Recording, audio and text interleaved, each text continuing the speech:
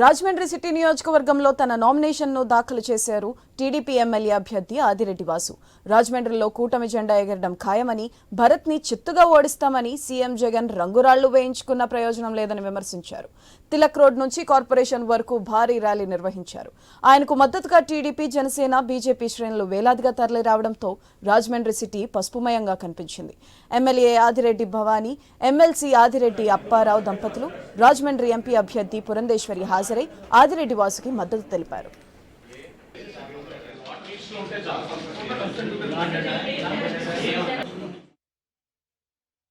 కని విని ఎరిగిన రీతిలో తెలుగుదేశం, బీజేపీ, జనసేన అభ్యర్థిగా నామినేషన్ వేయడం జరిగింది.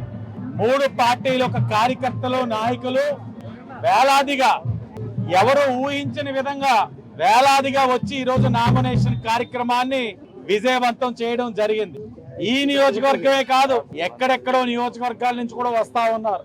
మొదటి నామినేషన్ గా వాళ్ళల్లో ఉన్న ఆవేశం, వాళ్ళల్లో ఉన్న ఆవేదన, వాళ్ళల్లో ఎంత కసి ఉన్నది అన్నది ఈ రోజు నామినేషన్ ద్వారా మాకు అర్థమయ్యింది.